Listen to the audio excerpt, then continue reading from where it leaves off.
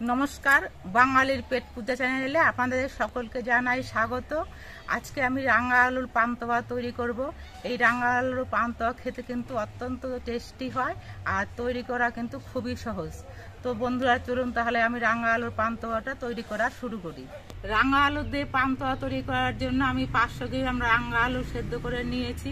আমি মোটামুটি 70% মতো সেদ্ধ করে নিয়েছি। পুরো 100% সেদ্ধ করলে কিন্তু রাঙা আলুগুলো নরম হয়ে যাবে। আর ঠান্ডা করার জন্য আমি জল থেকে তুলে একটা থালার মধ্যে রেখে দিয়েছি। এবার এই ঠান্ডা করা রাঙা আলুগুলোর গায়ে থেকে আমি খোসাগুলো ছাড়িয়ে নিচ্ছি।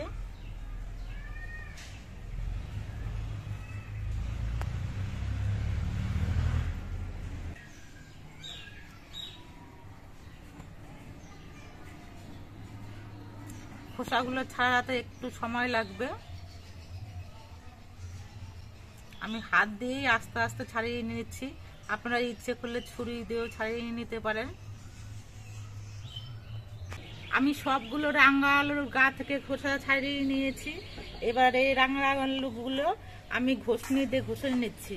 এইভাবে ঘষনি দিয়ে ঘষে নিলে রাঙা আলুগুলো মাখানোর সময় কোনো প্রকার দলা থাকবে না।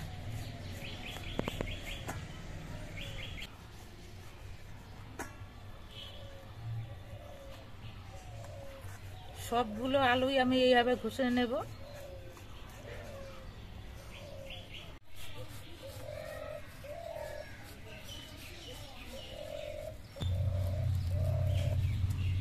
আলুগুলো আমি সব ঘষে নিয়েছি। এবার আমি হাত দিয়ে চটকে মাখিয়ে নিচ্ছি, যাতে আলুর মধ্যে একটুও কোনো দলা না থাকে। আমি হাতের তালু দিয়ে আলুগুলো ঠেসে ঠেসে অনেকক্ষণ ধরে মাখিয়ে নিয়েছি।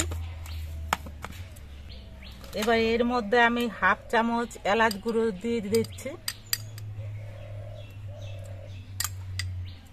4 চামচ গুঁড়ো দুধ দিয়ে দিচ্ছি,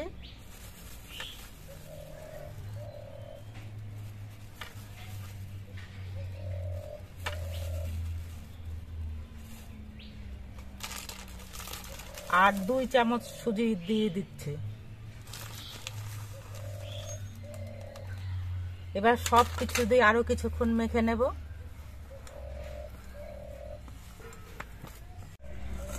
সবকিছু দিয়ে মাখানোর সময় এর মধ্যে আমি 1 চিমটি পরিমাণ বেকিং সোডা দিয়ে দিচ্ছি।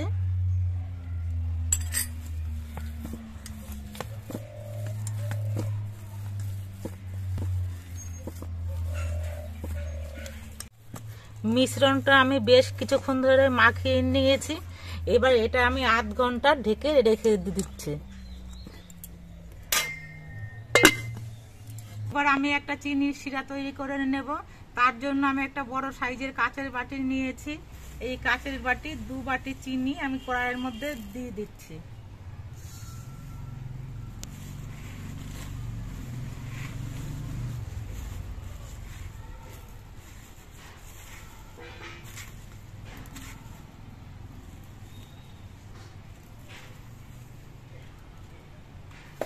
আর 2 বাটি জল দিয়ে দিচ্ছি।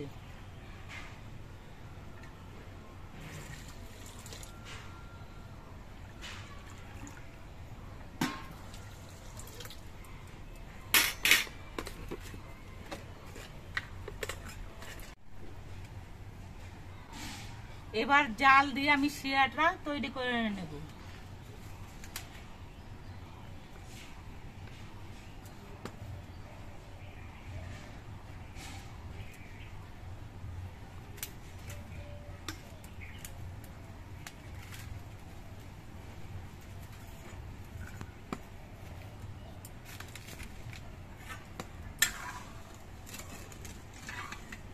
শিরাটা তৈরি করার সময় অনবরত নাড়তে হবে।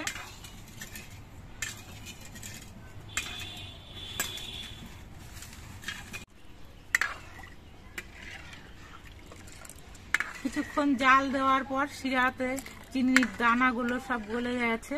এবার আরো কিছুক্ষণ ফুটিয়ে নিতে হবে।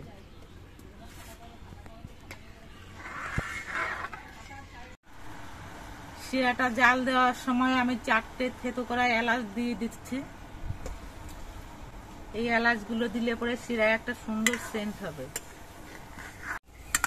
চিনির দানাগুলো গলে যাওয়ার পর আমি মিনিট 2 শিরাটা ফুটিয়ে নিয়েছি। একটা পাতলা শিরা তৈরি হয়েছে। এবার এটা আমি নামিয়ে নিচ্ছি। এই মিষ্টি তৈরি করার জন্য খুব আঠালো শিরার প্রয়োজন নেই। এবার আমি এই শিরাটা ঢেকে রাখছি। উনুনে আবার একটা কড়াই বসিয়ে দিচ্ছি। এই কড়াইয়ের মধ্যে খানিকটা সাদা তেল দিয়ে দিচ্ছি। আমি পান্তুয়াগুলো ভাজবো, তার জন্য সাদা তেলটা গরম হতে দিচ্ছি।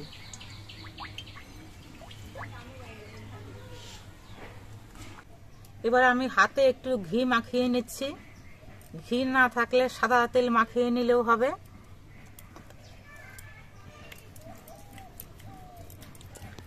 এবার রাঙা আলুর মিশ্রণ থেকে কিছুটা নিয়ে আমি গোল বলের মতো বানানোর চেষ্টা করে দেখছি যে গোল বলের মতো হয় কিনা। একটু নরম নরম লাগছে। এর মধ্যে কিছুটা ময়দা মেশাতে হবে। আমি 2 চামচ ময়দা দিয়ে দিচ্ছি। ময়দার পরিমাণ কিন্তু বেশি দিলে মিষ্টিগুলো খেতে ভালো লাগবে না, এই জন্য ময়দার পরিমাণটা কমই দিতে হবে। এবার ময়দা দিয়ে আবার একটু মেখে নিচ্ছি। ময়দা দিয়ে মাখিয়ে নেওয়ার পর মিশ্রণটা আগের থেকে অনেকটাই শক্ত হয়েছে। এবার আবার একটু হাতে ঘি মাখিয়ে নিচ্ছি।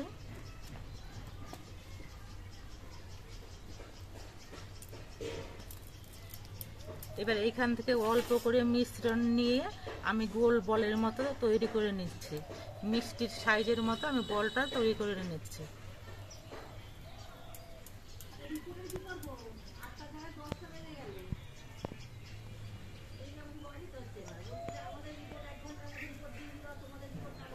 মোটামুটি একই সাইজের করার চেষ্টা করব।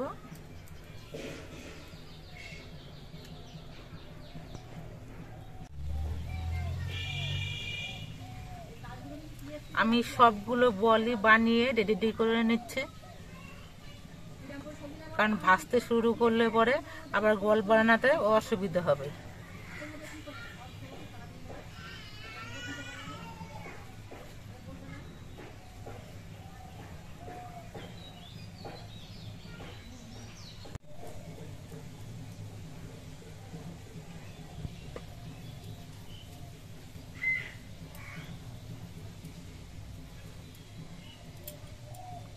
আমার মিশ্রণ থেকে সবগুলো বল তৈরি করে নেওয়া হয়ে গেছে। এবার হাতটা ধুয়ে নিচ্ছি। আমি হাতের মধ্যে অনেক লেগে আছে। তেলটা আমি কিছুক্ষণ গরম করে নিয়েছি। এবার তেলটা ঠিকঠাক গরম হয়েছে কিনা তার জন্য একটা আমি বলের শেপ দেওয়া পান্তুয়া ভেজে নিচ্ছি।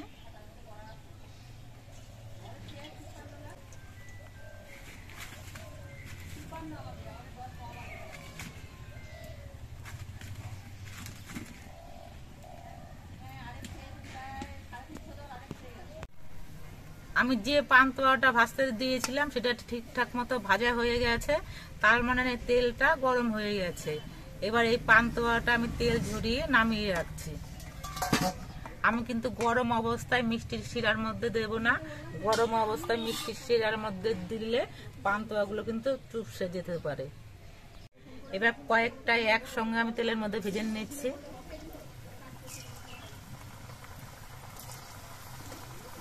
চারটে করে দিয়ে দিচ্ছি।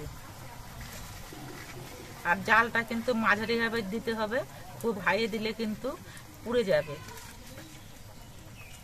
আর ভাজার সময় অনবরত নাড়তে হবে।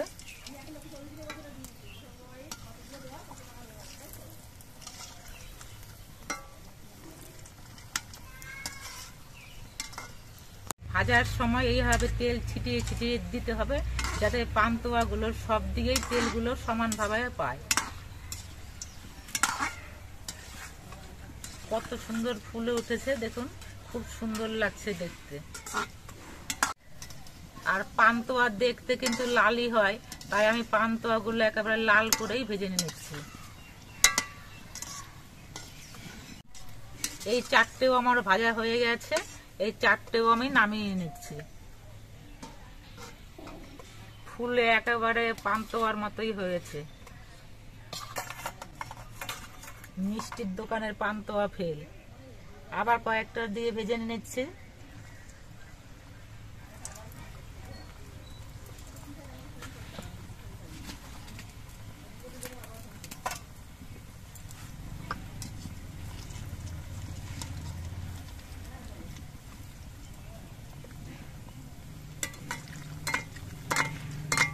রাঙা আলুর পান্তুয়া তৈরি করার জন্য যে যে উপকরণগুলো লেগেছে সেই সব উপকরণ যে কোনোটা একটু কম বেশি হলে চলবে, কিন্তু খাবার সোডাটা কিন্তু একদম পরিমাপ মতো দিতে হবে। এই খাবার সোডাটা একটু পরিমাণে বেশি হলেই কিন্তু মিষ্টিগুলো ঠিকঠাক হবে না। সবকিছু ঠিকঠাক পরিমাণে হয়েছে বলে দেখুন পান্তুয়াগুলো দেখতে কত সুন্দর হয়েছে, আর একটা সাইজটাও কত বড় হয়েছে।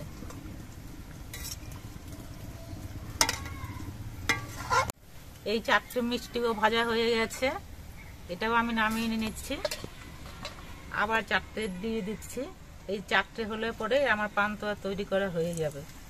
আমার 500 গ্রাম রাঙা আলু দিয়ে আমার মোট 13টা পান্তুয়া তৈরি হয়েছে। তাহলে বুঝতে পারছেন সাইজগুলো কত বড় বড় হয়েছে। আমার সবগুলো পান্তুয়াই ভেজে নেওয়া হয়ে গেল। দেখুন একটা পান্তুয়াও কিন্তু ভেঙে যায়নি, আর সবগুলো দেখতে দোকানের পান্তুয়ার মতোই হয়েছে। আর কড়াইতে আমি যে তেল দিয়েছিলাম সেই তেলের পরিমাণ কিন্তু অনেকটাই রয়েছে। পান্তুয়াগুলো ভাজতে খুব অল্প তেলই লেগেছে। আমি যে মিষ্টির শিরাটা জাল দিয়ে রেখেছিলাম সেটা ঠান্ডা হয়ে গেছে। এবার উনুনে মিষ্টির শিরাটা আর একটু গরম করে নিচ্ছি। খুব বেশি গরম করার প্রয়োজন নেই, হালকা গরম করে নিলেই হয়ে যাবে। মিষ্টির শিরাটা হালকা গরম করা হয়ে গেছে, এবার নামিয়ে নিচ্ছি। এবার এই শিরার মধ্যে আমি পান্তুয়াগুলো দিয়ে দিচ্ছি।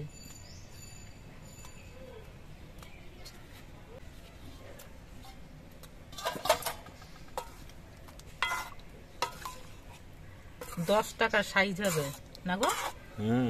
10 টাকা বড় বড় হয়েছে, 10 টাকা সাইজই হবে। এবার 1 ঘন্টা এই রসের মধ্যে ডুবিয়ে রাখতে হবে। পান্তুয়াগুলো আমি রসের মধ্যে ডুবিয়ে রেখেছিলাম, 1 ঘন্টা হয়ে গেছে। এবার এগুলো আমি একটা বাটির মধ্যে তুলে নেব। দেখুন ফুলে কত বড় হয়েছে।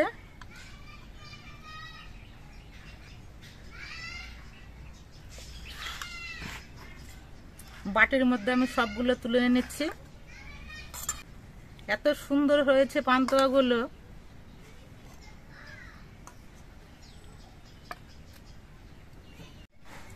একটা পান্তুয়া আমি কড়াইয়ের মধ্যে রেখে দিয়েছি, এটা তুলে নিয়ে আমি খাবো।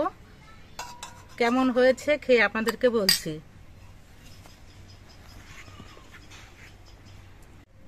দেখুন মিষ্টির ভেতরটা কত সুন্দর নরম তুলতুলে হয়েছে। একটা বাটির মধ্যে একটা মিষ্টি আমি নিয়ে নিয়েছি আলাদা করে। মিষ্টিটা খেয়ে দেখছি কেমন হয়েছে। দারুণ হয়েছে।